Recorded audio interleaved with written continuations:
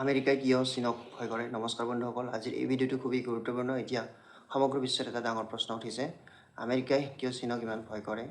চীনে কি সঁচাকৈ আমেৰিকাক পিছ পেলাব পাৰিবনে? কিয় আমেৰিকাই চীনক ৰখাবলৈ চেষ্টা কৰি আছে আৰু এই দুই শক্তিশালী দেশৰ কাজিয়াৰ প্ৰভাৱ বা যুদ্ধ হ'লে তাৰ প্ৰভাৱ আমাৰ ভাৰত বা সাধাৰণ মানুহৰ ওপৰত কেনেকুৱাকৈ পৰিব? আজিৰ ভিডিঅ'টোত আমি অতি সহজ ভাষাত এই কথাটো বুজিম। তেনেহ'লে ভিডিঅ'টো শেষলৈ চাই থাকিব। প্ৰথমতে এটা সাধাৰণ উদাহৰণ দি বুজি লওক যে যদি এখন স্কুলত বহু বছৰ ধৰি এজন ল'ৰাই ক্লাছ মনিটৰ GS হৈ থাকে, তেওঁক সকলোৱে তেওঁৰ সিদ্ধান্ত সকলোৱে লয়। কিন্তু হঠাৎ যদি এজন নতুন ল'ৰা আহে, সেইজন বহুত বুদ্ধিমান হয়, কঠোৰ পৰিশ্ৰমী হয় আৰু শক্তিশালী হয়। লাহে লাহে সি ক্লাছত টপ কৰিবলৈ ধৰে, তাৰ বন্ধু বাঢ়ে, শিক্ষকেও তাৰ কথা শুনিবলৈ ধৰে। এতিয়া আগৰ সেই মনিটৰজন GSজন চিন্তাত পৰে, কাৰণ সি বুজি পায় যে এই নতুন ল'ৰাটোৱে এদিন তেওঁৰ স্থান ল'ব। ঠিক একে ঘটনা আজিৰ বিশ্ব ৰাজনীতিত ঘটিছে। বহু বছৰ ধৰি আমেৰিকাই বিশ্ব ছুপাৰ পাৱাৰ হিচাপে ৰাজত্ব কৰিছে, কিন্তু এতিয়া চীন খুব দ্ৰুতগতিত আগবাঢ়িছে। সেইকাৰণে আমেৰিকা চিন্তিত। এতিয়া প্ৰশ্ন, চীন ইমান শক্তিশালী কেনেকৈ হ'ল? বন্ধুসকল, আজিৰ পৰা প্ৰায় 40-50 বছৰ আগতে চীন আজিৰ দৰে উন্নত নাছিল। দেশখনত দৰিদ্ৰতা আছিল, মানুহৰ জীৱন খুব দুখ কষ্টৰে ব্যয় হৈছিল। কিন্তু তাৰপিছত চীনে এটা ডাঙৰ সিদ্ধান্ত ল'লে যে চীনে ভাবিছে যে যুদ্ধ নহয়, প্ৰথমে অৰ্থনীতি শক্তিশালী কৰিব লাগে। তাৰপিছত চীনে কোম্পানী বনাব আৰম্ভ কৰিলে।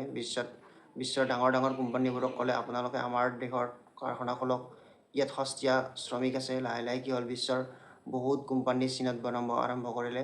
আপুনি ব্যৱহাৰ কৰা মোবাইল ফোন, টিভি, খেলনা, কম্পিউটাৰ আদি সকলোবোৰ বস্তুৱেই মেড ইন চাইনা হয়।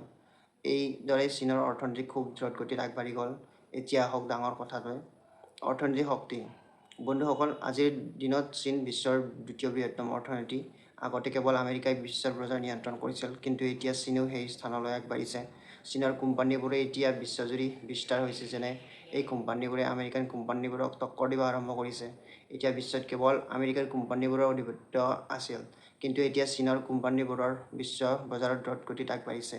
এইটোৱে আমেৰিকাক চিন্তিত কৰিছে। 2 নম্বৰ, টেকন'লজি বা প্ৰযুক্তি যুদ্ধ। বন্ধুসকল, আজিৰ বিশ্বত যাৰ টেকন'লজি শক্তি আছে সেই দেশ শক্তিশালী। আগতে আমেৰিকাৰ প্ৰযুক্তিত 1 নম্বৰ আছিল, কিন্তু এতিয়া চীন খুব দ্ৰুতগতিত আগবাঢ়ি গৈ আছে। Artificial intelligence, 5G network, electric car, battery technology, robot, super computer এই সকলো ক্ষেত্ৰতে চীন আগবাঢ়ি আছে। উদাহৰণস্বৰূপে, চীনৰ 5G টেকন'লজি লৈ আমেৰিকা খুব চিন্তিত হৈছে, কাৰণ যদি সমগ্ৰ বিশ্বই চীনৰ ইণ্টাৰনেট টেকন'লজি ব্যৱহাৰ কৰে, তেন্তে চীনৰ প্ৰভাৱ খুব বাঢ়িব। সেইকাৰণে আমেৰিকাই বহু দেশক ক'লে যে হোৱাই চীন দেশৰ কোম্পানীৰ যন্ত্ৰ ব্যৱহাৰ নকৰিব। 3 নম্বৰ, মিলিটাৰী বা সামৰিক শক্তি। বন্ধুসকল, চীন কেৱল ধনী নহয়, সামৰিকভাৱে শক্তিশালী হ'বলৈ চেষ্টা কৰিছে। চীনে নতুন যুদ্ধ জাহাজ, মিছাইল, ড্ৰোন, ফাইটাৰ জেট বনাইছে। বিশেষকৈ চাউথ চাইনা চি অঞ্চলত চীন বহুত শক্তিশালী হ'বলৈ চেষ্টা কৰিছে। আমেৰিকাই ভাবে যদি এই অঞ্চল চীনে সম্পূৰ্ণ নিয়ন্ত্ৰণ কৰে, তেতিয়া এছিয়াত আমেৰিকাৰ প্ৰভাৱ কমিব। সেইকাৰণে আমেৰিকাই জাপান, ইণ্ডিয়া, অষ্ট্ৰেলিয়াৰ সৈতে মিলি এটা বেলেন্স কৰিবলৈ চেষ্টা কৰিছে। এই কাৰণে কোৱাড গ্ৰুপ গঠন কৰা হৈছে, য'ত আছে জাপান, ইণ্ডিয়া, আমেৰিকা আৰু অষ্ট্ৰেলিয়া। 4 number, Taiwan issue. এতিয়া আহক বহুত ডাঙৰ এটা বিষয় লৈ টাইৱান। ই এটা সৰু দ্বীপ, কিন্তু ইয়াক লৈ চীন আৰু আমেৰিকাৰ মাজত বহুত টেনচন আছে। চীনে কয় টাইৱান আমাৰ অংশ, কিন্তু টাইৱান নিজৰ পৃথক চৰকাৰ চলায়, আৰু আমেৰিকাই টাইৱানক সমৰ্থন কৰে। যদি কেতিয়াবা টাইৱানক লৈ যুদ্ধ আৰম্ভ হয়, তেন্তে বিশ্বত ডাঙৰ সংঘাত হ'ব পাৰে, কাৰণ আমেৰিকাই টাইৱানক বচাবলৈ আহিব পাৰে। 5 নম্বৰ, ছেমিকণ্ডাক্টৰ বা চিপ যুদ্ধ। বন্ধুসকল, আজিৰ পৃথিৱীত চিপ খুব গুৰুত্বপূৰ্ণ। মোবাইল, কম্পিউটাৰ, কাৰ, মিছাইল সকলোতে ছেমিকণ্ডাক্টৰ চিপ লাগে। এই চিপ উৎপাদনত টাইৱান বহুত আগত, বিশেষকৈ বিশ্বৰ অন্যতম ডাঙৰ চিপ কোম্পানী। এতিয়া যদি চীনে টাইৱান নিয়ন্ত্ৰণ কৰে, তেন্তে চিপৰ ওপৰত চীনৰ নিয়ন্ত্ৰণ বহুত বাঢ়িব। এইটোৱে আমেৰিকাক বহুত চিন্তিত কৰে। 6 নম্বৰ, ডলাৰৰ শক্তি। বন্ধুসকল, বিশ্বৰ অধিকাংশ বেপাৰ আমেৰিকান ডলাৰত হয়। এইকাৰণে আমেৰিকাৰ বিশ্বত বিশেষ শক্তি আছে। কিন্তু চীন এতিয়া নিজৰ মুদ্ৰা ইউৱানত ব্যৱহাৰ কৰিবলৈ চেষ্টা কৰিছে। চীনে বহু দেশৰ সৈতে ডলাৰ বাদ দি বেপাৰ কৰিবলৈ চেষ্টা কৰিছে। যদি এদিন ডলাৰৰ শক্তি কমি যায়, তেন্তে আমেৰিকাৰ প্ৰভাৱো কমিব। এইটোৱে আমেৰিকাৰ ডাঙৰ চিন্তা। 7 number, belt and road initiative. চীনে বহুত বিশ্বৰ দেশৰ লগত ৰাস্তা, বন্দৰ, ৰেললাইন বনাইছে। এইবোৰ প্ৰকল্পৰ নাম বেল্ট এণ্ড ৰোড ইনিচিয়েটিভ। চীনে এছিয়া, আফ্ৰিকা, ইউৰোপ আদি বহু দেশত বিনিয়োগ কৰিছে। এইদৰে চীন লাহে লাহে বিশ্বত নিজৰ ইনফ্লুৱেঞ্চ বঢ়াইছে। আমেৰিকাই ভাবে চীন যদি সকলো দেশৰ বন্ধু হৈ যায়, তেন্তে আমেৰিকাৰ শক্তি কমি যাব।